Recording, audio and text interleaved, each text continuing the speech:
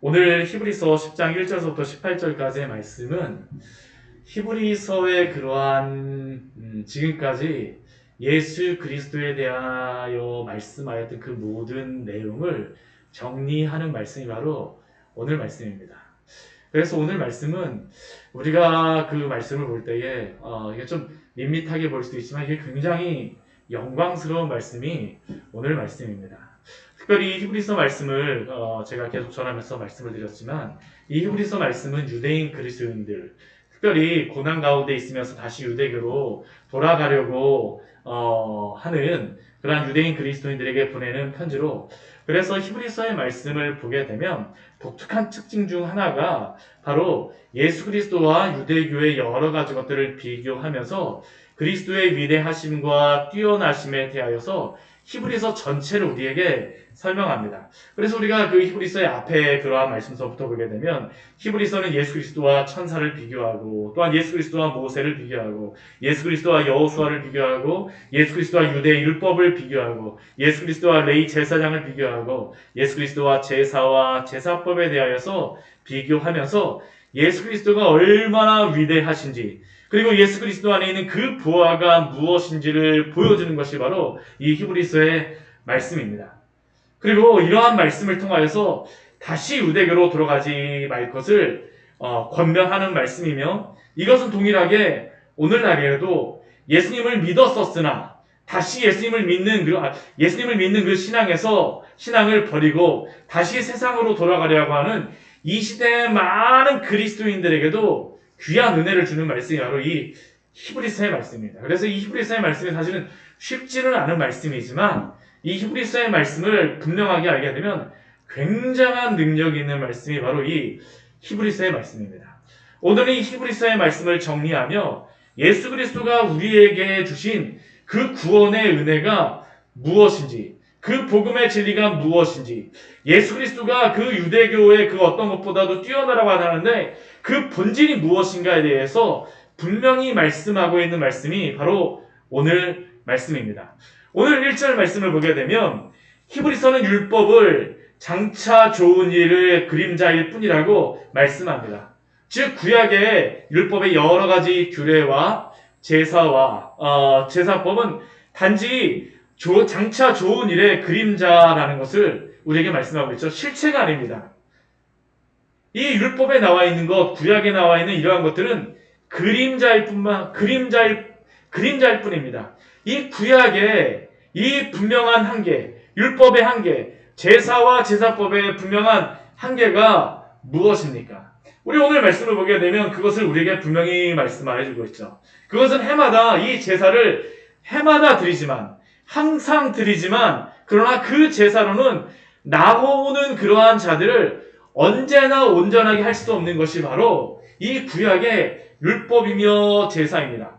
물론 구약의 제사와 율법이 이게 나쁜 것은 아닙니다. 그러나 그것은 실체가 아니고 그림자이기에 한계가 있을 수밖에 없습니다. 그러나 이러한 것들을 유대인들에게 말한다라고 하면 그들은 어떻게 생각할까요? 무엇이라고 대답할까요? 아마 쉽게 동의하지 않을 겁니다. 아니, 하나님이 율법의 제사를 주셨는데, 율법을 주셨는데 그것이 한계가 있다라고 당신이 말하는 게 말이 됩니까? 그들은 그렇게 충분히 질문할 수 있습니다.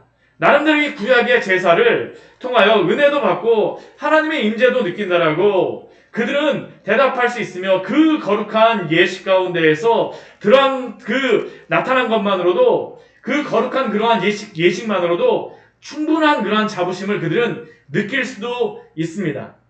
그러나 이러한 구약 제사가 온전하지 못하다라는 그 증거가 분명히 있습니다. 이 온전하다라고 하는 것은 완전하다, 완벽하다라는 그러한 의미인데, 만약 그 제사가 온전하였다라고 하면, 완벽하였다라고 하면 그 제사는 반복해서 드릴 필요가 없었겠죠. 그러나 그 제사는 어떻습니까? 그 제사장들이 항상 매해마다 이것을 드릴 수밖에 없었습니다. 매년 대속죄일마다 그치지 아니하느니라 라는 것이 바로 오늘 히브리서 기자가 유대교가 기독교보다 우월하다고 주장하는 사람들을 향하여서 말하고 있는 겁니다. 우월할 수가 없다는 거죠. 그렇다면 이 구약의 율법에 그러면 의미가 무엇이냐라고 질문을 할 수 있습니다. 오늘 히브리서 말씀에서는 그 구약의 율법의 의미가 무엇인지를 오늘 3절에서 이렇게 말씀하고 있죠. 그게 무엇입니까? 이 제사 대리는 해마다 죄를 기억하게 하는 것이 있다라는 겁니다. 그러니까 이 구약의 제사는 죄를 기억하게 하도록 하기 위해서 주신 것이라는 겁니다. 대속제일마다 그 제사의 때가 돌아오게 되면 이 대속제일에 그 제사를 드려야 되면 그들은 온전하게 되어 그 죄가 해결될 수는 없으나 그러나 그들은 그 드려지는 제사를 통하여 바로 그들의 죄가 반드시 하나님 앞에서 용서함을 받아야 된다라는 것을 그들로 하여금 이 제사를 통하여서 하나님은 기억하게 하시는 것이 바로 이 제사를 주신 목적입니다. 비록 4절 말씀과 같이 황소와 염소의 피가 그들의 죄를 능히 없이 하지는 못한다 할지라도 그러나 이 황소와 염소의 피를 드리면서 그들은 온전한 제사가 필요하다라는 것을 날마다 바라보며 소망하게 하시기 위해서 주신 것이 바로 이 제사입니다. 우리의 죄에 대하여 해결되어야 될 필요가 있다라는 것. 그들은 계속적으로 기억하게 하기 위해서 하나님이 주셨어요. 그러나 그렇다고 해서 구약의 성도들이 그 구약의 제사를 통하여서 죄의 용서와 구원을 받을 수 없다라고 제가 말씀드리는 것은 아닙니다. 그들은 분명히 그 제사를 드리면서 용서함을 받습니다. 그러나 그 황소와 염소의 피로 용서함을 받는 것이 아닙니다. 그들이 이 제사를 드리며 바로 나의 이 죄로 인하여 내가 반드시 죽어야 하는데 이 짐승이 대신 죽는구나라는 것을 보면서 그들은 무엇을 소망할까요? 바로 나에게는 하나님이 보내시는 어린 양이 필요하다라는 그러한 믿음이 그들에게 있어야 된다는 겁니다. 그러한 소망입니다. 이것이 바로 율법은 장차올 좋은 일의 그림자라는 그러한 의미입니다. 비록 황소와 염소의 피가 죄를 속죄하는 능력은 없지만 그러나 이 제사의 그러한 제사와 제사법이 그림자가 되어서 장차 오실 예수 그리스도를 소망함으로 하나님의 온전한 제물이자 대제사장이신 그리스도를 소망함으로 그들은 구원을 받는 것입니다. 이것이 바로 율법은 장차 올 좋은 일의 그림자의 의미입니다.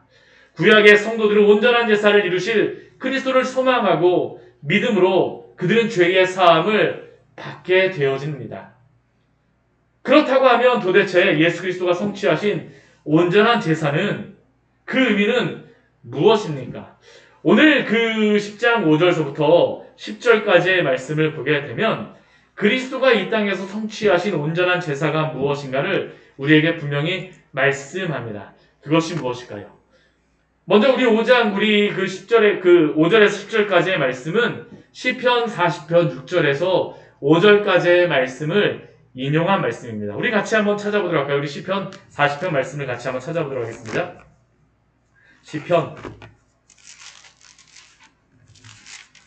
40편 6절에서 9절까지의 말씀입니다. 같이 한번 읽어보도록 하겠습니다. 주께서 내 귀를 통하여 내게 들려주시기를 제사와 예물을 기뻐하지 아니하시며 번제와 속죄제를 요구하지 아니하신다 하신지라. 그때 내가 말하기를 내가 왔나이다. 나를 가리켜 기록한 것이 두루마리 책에 있나이다. 나의 하나님이여 내가 주의 뜻 행하기를 즐기오니 주의 법이 나의 심중에 있나이다 하였나이다. 내가 많은 회중 가운데에서 의의 기쁜 소식을 전하였나이다. 여호와여 내가 내 입술을 닫지 아니할 줄을 주께서 아시나이다. 아멘. 우리 시편 40편의 말씀은 그 앞에 표제를 보게 되면 다윗의 시라고 말씀합니다. 그런데 이 시편 40편 말씀, 우리가 방금 전에 읽은 이 말씀을 보게 되면 다윗의 시이지만 여기에 나오는 이 그 고백은 단순히 다윗만의 고백이 아닙니다. 다윗의 그러한 체험과 경험만을 노래한 그러한 시편이 아닙니다. 왜냐하면 우리가 방금 전에 읽었던 것과 같이 우리 그 번제와 소제를 요구하지 하나님께서 제사와 예물을 기뻐하지 아니하시며 번제와 속죄제를 요구하지 아니하신다라고 다윗이 이렇게 단정적으로 말하며, 또한 그 7절 말씀 보게 되면 내가 왔나이다, 나를 가리켜 기록한 것이 두루마리 책에 있나이다라고 다윗이 말할 수 없기 때문입니다. 비록 다윗이 유능한 왕이요 뛰어난 왕이라고 말하지만 그가 제사법에 대해서 이렇게 함부로 말할 수가 없어요. 더군다나 이 두루마리 책 성경에 그 기록된 것이 나를 가리켜 기록한 것이다라고 다윗이 말할 수 있는 것이 아닙니다. 그렇다라면 결국 이 시편 40편의 말씀은 다윗에게 적용되는 말씀이 아니라 바로 다윗도 오실 예수 그리스도를 바라보며 그가 불렀던 그러한 시편이, 드렸던 시편이 바로 시편 40편이라는 것을 우리가 기억할 필요가 있습니다. 그리고 오늘 말씀은, 이 시편 40편의 말씀은 하나님이 제사와 예물을 원하지 아니하시고 번제와 속죄제는 기뻐하지 아니하시고 나를 위하여 한 몸을 예비하셨다라고 오늘 히브리서 말씀에서는 우리에게 말씀하고 있습니다.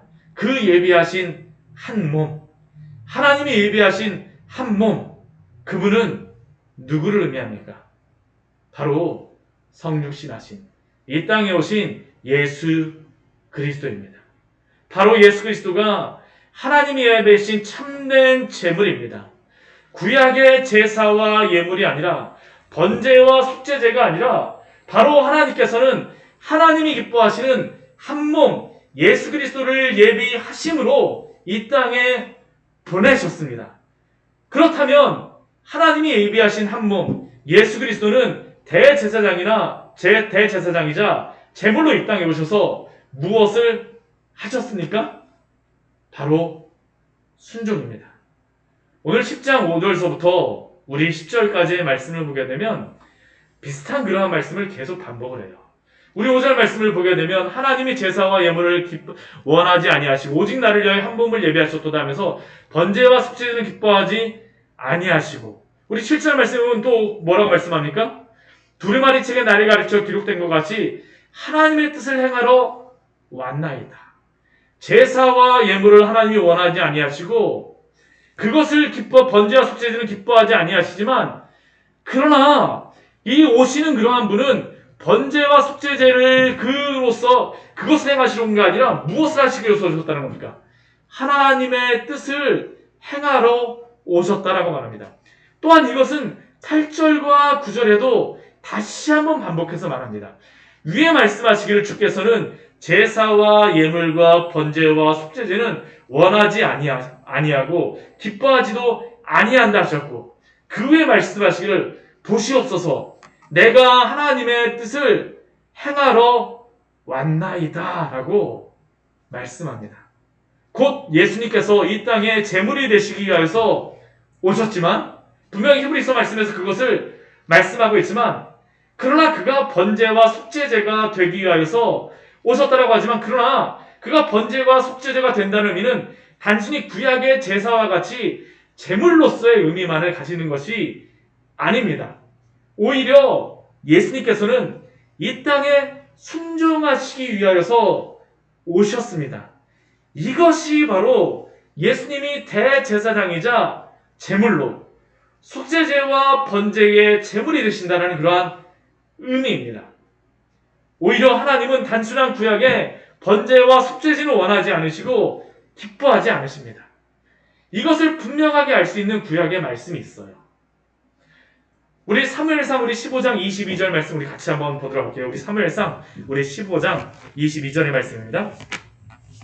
우리가 얼마 전에도 우리가 보았던 말씀이죠. 사무엘상 우리 사울과 다윗의 그러한 다윗이 나와 있는 그런 말씀인데, 사무엘상 15장 22절 말씀은 사울이 하나님께 버림받는 그러한 이유가 되는 그러한 사건 중에 나와 있는 그 주시는 말씀이, 사무엘을 통해서 주시는 말씀이 바로 사무엘상 15장 22절의 말씀입니다. 같이 한번 읽도록 하겠습니다. 사무엘이 이르되 여호와께서 번제와 다른 제사를 그의 목소리를 청종하는 것을 좋아하심 같이 좋아하시겠나이까. 순종이 제사보다 낫고 듣는 것이 순양의 기름보다 나으니. 이것은 바로 사울이 하나님께 버림을 받을 때 사무엘을 통하여 사울에게 하나님이 주셨던 말씀입니다. 왜 이 말씀을 사울에게 주시고 사울은 왜 버림을 받습니까? 그는 하나님께서 아말렉을 진멸하라고 그 앞에서 명령하셨지만 그러나 그는 아말렉을 진멸하지 않고 좋은 양과 소를 남겨두었습니다. 왜 그는 그 양과 소를 남겨둡니까? 우리 사무엘상 우리 15장 21절 말씀에 오게 되면 그가 왜 양과 소를 남겨두는지를 이렇게 말하죠. 다만 백성이 그 마땅히 멸할 것 중에서 가장 좋은 것으로 길갈에서 당신의 하나님 여호와께 제사하려고 양과 소를 끌어왔나이다 하는지라. 여호와께 제사하기 위하여서 번제와 속죄제를 드리려고 가장 좋은 양과 소를 남겨두었다는 겁니다. 그리고 그때 하나님이 사무엘을 통하여서 주시는 말씀이 바로 사무엘상 15장 22절의 그 말씀입니다. 번제와 다른 제사를 그의 목소리를 청종하는 것을 좋아하신 같이 좋아하시겠나이까. 순종이 제사보다 낫고 듣는 것이 순양의 기름보다 나으니. 왜 그렇습니까? 제사와 예배를 드리는 그러한 이유는 바로 불순종한 그 죄를 향하여 드리는 것이 바로 제사인데, 그가 제사를 드리겠다라고 하면서 또다시 불순종을 행하는 것은 하나님을 기쁘시게 하지 못한다라는 겁니다. 그리고 이것과 동일한 말씀이 또 나오는 그러한 말씀이 있어요. 그게 바로 우리가 아까 불렀던 미가서 6장 6절에서 8절까지의 말씀입니다. 우리 미가서 우리 6장 말씀도 우리 같이 한번 찾아보도록 할게요. 우리 미가서 6장 6절에서 8절까지의 말씀입니다. 6절에서 8절까지의 말씀. 미가서 6장 6절에서 8절까지입니다. 같이 읽겠습니다. 내가 무엇을 가지고 여호와 앞에 나아가며 높으신 하나님께 경배할까? 내가 번제물로 1년 된 송아지를 가지고 그 앞에 나아갈까? 여호와께서 천천의 순양이나 만만의 강물 같은 기름을 기뻐하실까? 내 허물을 위하여 내 맏아들을 내 영혼의 죄로 말미암아 내 몸에 열매를 드릴까? 사람아 주께서 선한 것이 무엇임을 내게 보이셨나니 여호와께서 내게 구하시는 것은 오직 정의를 행하며 인자를 사랑하며 겸손하게 내 하나님과 함께 행하는 것이 아니냐. 미가서의 말씀도 동일합니다. 하나님께서 기뻐하는 것은 제사와 예물과 번제와 속죄제가 아니라 바로 하나님의 말씀을 따라 겸손히 공의를 행하며 주와 동행하며 순종하는 것을 하나님께서 기뻐하신다라고 말씀하세요. 왜 구약의 말씀에서는 분명히 제사를 드리라고 명령하시면서도 왜 순종이 제사보다 낫다라고 말씀하십니까? 그것은 바로 구약의 율법과 제사의 목적은 그 제사 자체의 목적이 아닙니다. 그 제사로서 죄가 사함을 받는 것이 아니라 바로 순종을 통하여서 죄가 사함을 받기 때문입니다. 그리고 여기에 나오는 순종은 우리 인간의 순종이 아닙니다. 철저하게 우리 사람의 순종은 우리의 죄를 사할 수가 없습니다. 그렇다면 이 순종은 누구의 순종입니까? 바로 죄 없으신 예수 그리스도가 이 땅에 육신을 입고 오셔서 죽기까지 순종하신 그 순종이 바로 히브리서에서 말하고 있는 우리의 죄가 속하게 되어지는 이 번제와 이 제사의 의미라는 것입니다. 히브리서가 계속 이것을 말하고 있죠. 빌립보서 우리 2장 5절에서 우리 8절까지의 말씀을 보게 되면 이렇게 분명히 예수 그리스도의 사역에 대해서 우리에게 말씀합니다. 우리 빌립보서도 말씀도 우리 같이 한번 찾아보도록 하겠습니다. 오늘 말씀이 너무나도 사실은 중요한 겁니다. 복음의 핵심을 말씀하고 있습니다. 우리 지금 우리가 여태까지 히브리서의 말씀을 보았던 것을 오늘 말씀에서 다 정리가 되어진 겁니다. 이 말씀이. 오늘 말씀이 그래서 너무나도 중요해요. 우리 빌립보서 2장 우리 5절에서 8절까지의 말씀, 너무나도 우리가 잘 아는 말씀이죠. 왜 예수 그리스도가 이 땅에 인간의 육신을 입고 오셨습니까? 우리 빌립보서 2장 5절에서 8절까지의 말씀 큰 소리로 같이 읽겠습니다. 너희 안에 이 마음을 품으라. 곧 그리스도 예수의 마음이니 그는 근본 하나님의 본체시나 하나님과 동등됨을 취할 것으로 여기지 아니하시고 오히려 자기를 비워 종의 형체를 가지사 사람들과 같이 되셨고 사람의 모양으로 나타나사 자기를 낮추시고 죽기까지 복종하셨으니 곧 십자가에 죽으심이라. 예수님의 이 땅에서의 그러한 삶, 사역을 한 단어로 정의하려면 무엇으로 정의할 수 있을까요? 저는 순종으로 정의할 수 있습니다. 순종입니다. 순종이에요. 그는 예수님께서는 그가 태어나심부터 죽으심까지 철저하게 하나님께서 구약 성경에 기록하신 그대로 순종하다가 십자가에 죽으셨습니다. 왜요? 불순종한 우리 대신 순종하심으로 그 순종의 의를 우리의 것으로 삼아주시기 위함입니다.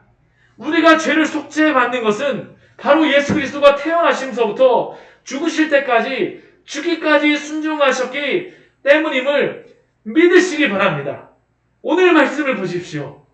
우리 히브리서 10장 7절 말씀을 보게 되면 두루마리 책에 나를 가리켜 기록된 것과 같이 하나님의 뜻을 행하러 왔나이다. 9절 말씀도 한번 보십시오. 그 후에 말씀하시기를 보시옵소서. 내가 하나님의 뜻을 행하러 왔나이다. 왜 예수님이 순종하셔야지만 하셨습니까? 아담과 하와가 범죄한 이래로 죄를 범한다라고 하는 것은 바로 하나님의 말씀에 불순종하는 것을 의미하는 겁니다. 그래서 예수님께서는 죄가 없는 자로 이 땅에 오셨고 사셨고 죽기까지 순종하심으로 하나님의 그 공의를 만족시키셨습니다. 그리고 예수님께서는 그가 이루신 의를 우리의 것으로 전가하여 주심으로 우리는 하나님 앞에 순종하는 자녀로서 하나님의 의로운 자로서 보아주시는 것이죠. 예수님께서는 자신의 순종에 대하여서 무엇이라고 말씀하실까? 예수님께서도 자신의 순종에 대하여서 말씀하세요. 우리 요한복음 4장 34절 말씀을 보게 되면 예수님이 이렇게 말씀하세요. 우리 이 말씀도 같이 한번 찾아볼까요? 우리 요한복음 4장 34절의 말씀입니다. 우리 요한복음 4장 34절의 말씀 같이 한번 읽어보겠습니다. 예수께서 이르시되 나의 양식은 나를 보내신 이의 뜻을 행하며 그의 일을 온전히 이루는 이것이니라. 예수님의 이 땅에서의 양식, 그 식사는 바로 하나님의 말씀에 순종하시는 것이었습니다.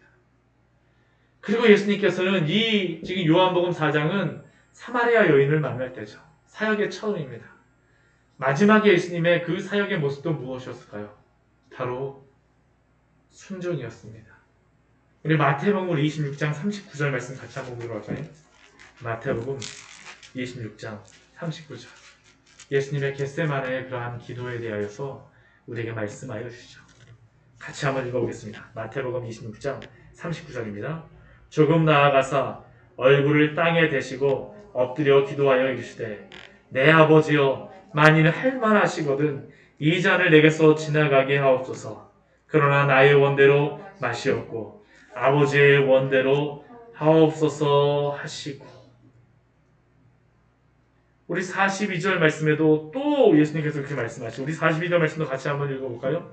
다시 두 번째 나아가 기도하여 이르시되 내 아버지여 만일 내가 마시지 않고는 이 잔이 내게서 지나갈 수 없거든 아버지의 원대로 되기를 원하나이다 하시고. 예수님은 죽기까지 하나님의 말씀에 순종하셨습니다. 그리고 아버지가 말씀하신 그 죽음의 잔을 스스로 들이키심으로 죽기까지 순종하신 것입니다. 그런데 우리가 예수님의 순종을 볼 때 주의할 한 가지의 것이 있어요. 그것은 바로 예수님의 순종은 어쩔 수 없는 순종이 아니라는 것입니다. 자발적인 순종이었습니다. 이것이 굉장히 중요합니다. 많은 사람들은 예정교리에 대하여서, 성경에 나와 있는 이 예정교리에 대하여서 말씀을 전하게 되면 불공평하다고 생각합니다. 왜냐하면 하나님이 예정하신 사람만 구원하신다면, 하나님이 예정하셨다면 그러면 그게 도대체 나에게 무슨 의미야? 하나님이 예정하셨다면 내가 앞으로 갈지 뒤로 나갈지 하나님이 그것까지도 예정하셨어? 하나님이 오른쪽으로 갈지 왼쪽으로 갈지까지 예정하셨어?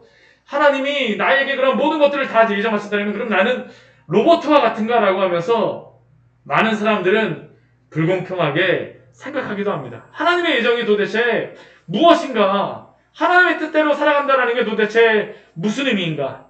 그런데 한번 지금 제가 전화했던 이 예수님의 말씀, 예수님의 삶을 한번 생각해 보십시오. 예수님의 인생만큼 하나님의 예정과 뜻 가운데에 분명하고 자세하게 보이는 것이 어디 있습니까? 그는 나실 때부터 죽으실 때까지 하나님의 말씀이 어디에 나심서부터 어디에서 나실지, 애굽에 내려가시는 것까지 하나님의 뜻이었었고요, 나귀를 타시는 것까지 하나님의 뜻이었었고, 죽는 것까지 다 하나님의 뜻이었습니다. 그런데 예수님은 하나님이 이렇게 뜻 가운데 예정하셨다고 해서 불평하시는 것이 아니라 죽기까지 순종하셨습니다. 예수님은 가장 자유로운 분으로서 모든 것들을 하실 수 있는 분이셨지만 자발적으로 하나님의 뜻에 끝까지 순종하신 분이 바로 예수 그리스도이심을 기억하십시오. 하나님을 사랑함으로 하나님의 예정과 뜻을 완전하고 완벽하게 순종하심으로 아름다운 순종의 열매를 맺으시고 그 순종의 열매를 통하여 우리를 구원하셨습니다.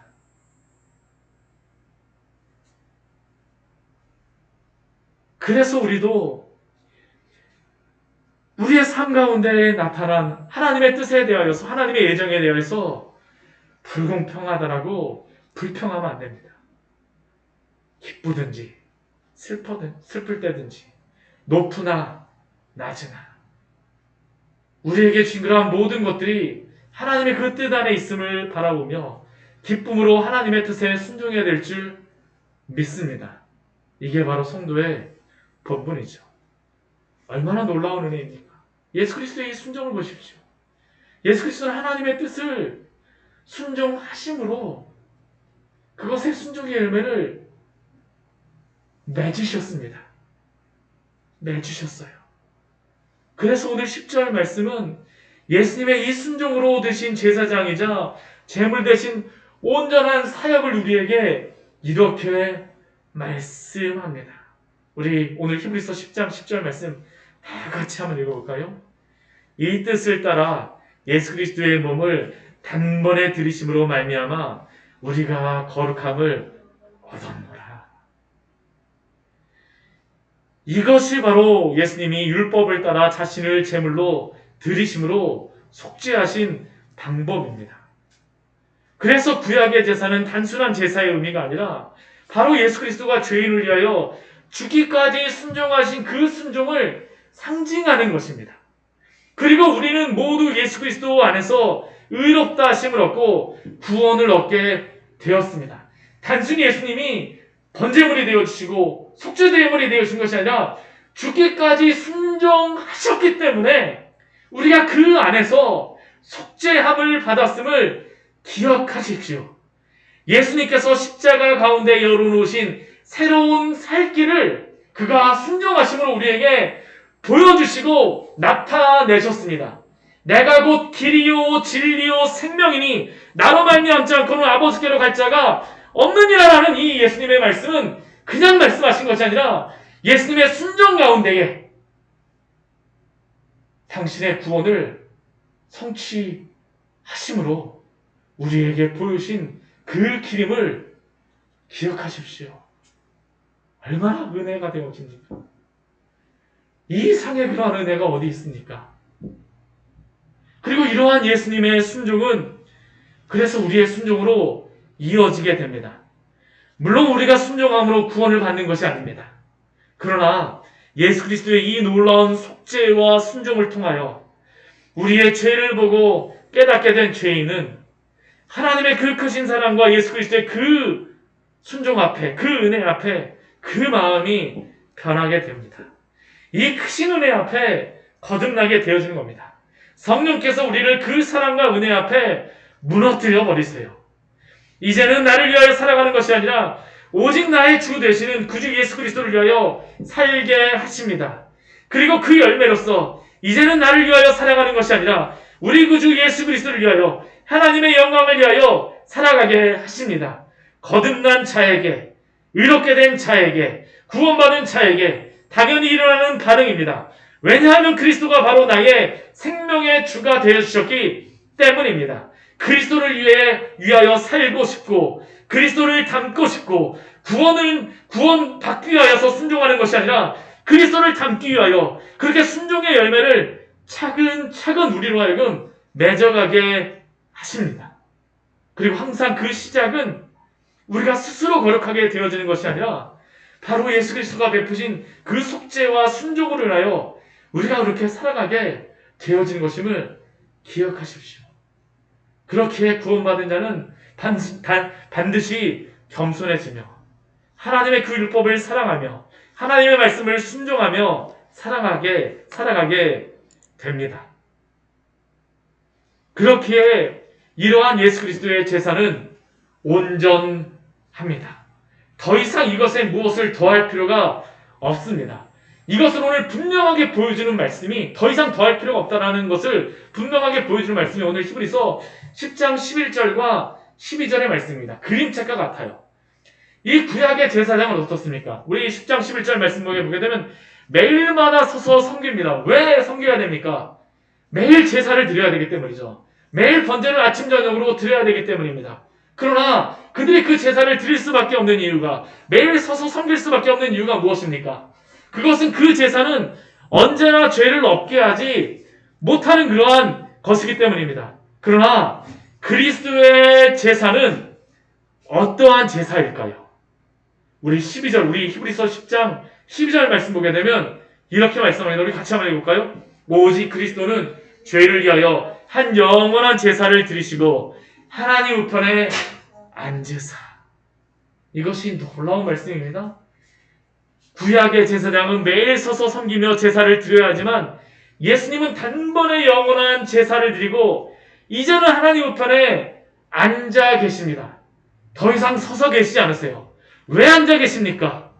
온전한 제사를 드리셨기 때문입니다. 죄를 사하는 단번에 영원한 제사, 온전히 죄가 사하여지는 제사를 드리셨기 때문에 이제 예수님은 하나님의 우편에 앉아 계십니다.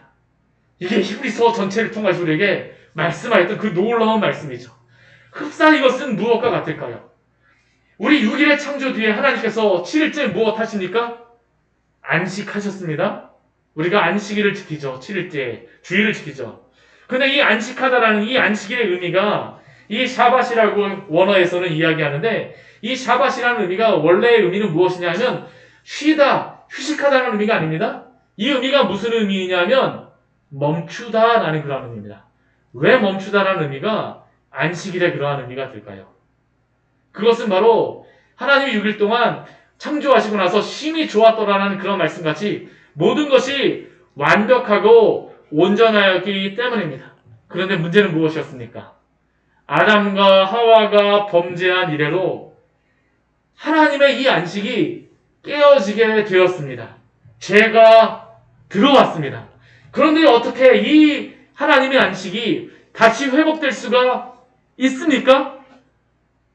바로 예수 그리스도가 이 죄의 문제를 순종하심으로 말미암아 해결하심으로 온전한 제사를 드리심으로 다시 온전하게 되었음을 믿으십시오. 그리고 예수님은 지금은 하나님의 우편에 앉아 계십니다. 얼마나 큰 은혜로운 말씀인지 모릅니다. 예수님이 다 이루셨어요. 역사를 다 이루신 것입니다. 아담이 깨뜨렸던 그 모든 그 죄악까지도 예수 그리스도를 통해서 온전하게 회복이 되었습니다. 그러나 제가 이렇게 말씀을 드리게 되면, 그러나 목사님, 예수님이 이 땅에 오셨음에도 불구하고 여전히 이 땅 가운데는 죄악이 있고, 이 땅 가운데는 여전히 죄가 넘쳐나고, 질병도 있고, 사망도 있고, 미움도 있고, 다툼도 있고, 전쟁도 있고, 그런 것들도 그치지 않고 지금과 우크라이나와 러시아의 전쟁은 도대체 무엇입니까? 라고 질문할 수가 있죠. 그리고 이미 구원받은 우리도 여전히 고난과 환난 가운데에 살기도 합니다. 고민하며 살고 있기도 합니다. 그런데 우리가 한 가지 알아야 될 것은 이미 예수님께서 이 죄의 문제를 해결하시고 온전한 제사를 성취하셨으나, 그러나 아직 모든 구원이 성취된 것은 아닙니다. 즉 예수님께서는 13절의 오늘 말씀과 같이 자기 원수들을 자기 발등상에 되게 하실 때까지 기다리시나니, 예수님은 이제 다시 오실 때를 기다리고 계십니다. 그때에 모든 구원이 이루어질 것이고 우리 눈의 눈물이 다 사라지게 될 것임을 믿으십시오. 그때가 구원이 완성되는 때입니다. 그러나 예수님은 이 땅에 오심으로 2000년에 오셔서 십자가에 달려서 우리의 죄를 다 속죄하시고 모든 것을 순종하심으로 말미암아 이 모든 구원은 이미 성취하셨습니다. 그렇기에 성도는 무엇을 해야 될까요? 오늘 14절의 말씀과 같이 한 번의 제사로 예수님께서 영원히 온전한 제사를 드리셨음을 믿으십시오. 다시 유대교로 돌아가지 마십시오. 아니, 다시 세상으로 돌아가지 마십시오. 다시 두려움에 빠지지 마십시오. 다시 죄악의 권세에 억눌리지 마십시오. 다시 죄의 권세에 억눌리지 마십시오. 죄악의 삶으로 돌아가지 마십시오. 게으른 삶으로 돌아가지 마십시오. 예수님은 영원히 온전한 제사를 드리셨습니다. 또한 두 번째로 16절의 말씀과 같이 성령께서 주님께서 약속하신 대로 내 법을 그들의 마음과 생각에 기록하여 두셨음을 믿으십시오. 만약 아직 예수님을 믿지 않는다면 예수님을 믿으시기 바랍니다. 믿어지지 않는다면 믿음을 달라고 찾고 구하고 기도하십시오. 누가복음 말씀을 보게 되면 구하는 자에게 성령을 주시지 않겠느냐라고 우리에게 분명히 약속하여 주셨습니다. 우리에게 믿음이 없다면 믿음을 구해야 합니다. 주여 우리로 하여금 당신을 의지하게 하여 주시옵소서. 믿음을 주옵소서. 당신의 이 구원의 놀라운 은혜를 보게 하여 주시옵소서. 오늘 기도하십시오. 그리고 또한 이렇게 구원하신 자의 죄를 다시는 기억하지 아니하시리라는 그 약속을 믿으시기 바랍니다. 오늘 17절 말씀 같이 한번 읽어볼까요? 또 그들의 죄와 그들의 불법을 내가 다시 기억하지 아니하리라 하셨으니. 우리는 분명히 우리의 죄에 대하여서 회개해야 합니다. 그러나 회개한 이후에 이전의 죄에 다시 빠져들지 말아야 합니다. 예수님께서 순종의 온전한 제사를 드리셨기에 이제 더 이상 우리의 죄를 위하여 드릴 제사는 없습니다. 그러나 이러한 놀라운 구원의 은혜를 받았기에 우리에게 맡겨진 한 가지 일이 있죠. 로마서 12장 1절의 말씀입니다. 예수님이 우리를 위하여서 순종의 제사를 드렸지만 또한 우리에게 이렇게 말씀하세요. 오늘 이 말씀만 읽고 말씀을 마치도록 하겠습니다. 로마서 12장 1절의 말씀입니다. 우리 너무나도 잘 아는 말씀이죠. 12장 1절 말씀. 다 같이 읽겠습니다.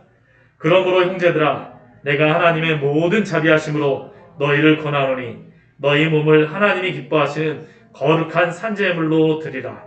이는 너희가 드릴 영적 예배니라. 아멘. 하나님이 기뻐하시는 거룩한 산제물로 드리라. 우리의 죄의 문제를 위해서가 아니라 구원받은 자이기에 드릴 수 있는 제사요, 또한 성도의 권리입니다. 날마다 주님 앞에 이렇게 거룩하게 살아가시기를 축원합니다. 예수 그리스도가 우리의 모든 죄를 다 해결하여 주셨습니다. 같이 기도하도록 하겠습니다. 우리 오늘 말씀 같이 기억하시면서 우리 기도하기로 합니다. 예수님께서 단번에 영원한 제사를 드리셨습니다. 예수님 하나님의 우편에 앉아 계세요. 더 이상 구약의 제사장들과 같이 서서 계시지 않으시는 분이십니다. 왜냐하면 그 모든 구원을 완성하셨기 때문입니다. 우리가 예수님을 바라보아야 됩니다. 나의 삶에 일어나는 그 문제를 보는 것이 아니라 예수님이 이루신 그 구원을 보십시오. 당장 지금은 내 삶에 여러 가지 문제가 있다 할지라도 하나님이 예수 그리스도 안에서 그 모든 것들을 다 해결하셨습니다. 그리고 그것을 성취하실 것입니다. 우리를 붙잡아 주실 것입니다. 우리에게 믿으라고 말씀하십니다. 한 번의 제사로 영원히 온전하게 되어진 제사가 바로 예수 그리스도의 제사입니다. 다시 돌아가지 마십시오. 다시 죄악에 빠지지 마십시오. 그리스도를 바라보십시오. 성도에게 구할 것은 오직 예수 그리스도의 십자가를 바라보며 믿음으로 살아가는 그러한 믿음입니다. 이 시간 같이 기도하기로 합니다. 주여, 우리로 하여금 주의 십자가를 바라보게 하여 주시옵소서. 이 믿음 갖고 살아가게 하여 주시옵소서. 주님 앞에 간절히 기도하도록 하겠습니다. 하나님 아버지, 시간 주님 앞에 저희들 기도하며 나아갑니다.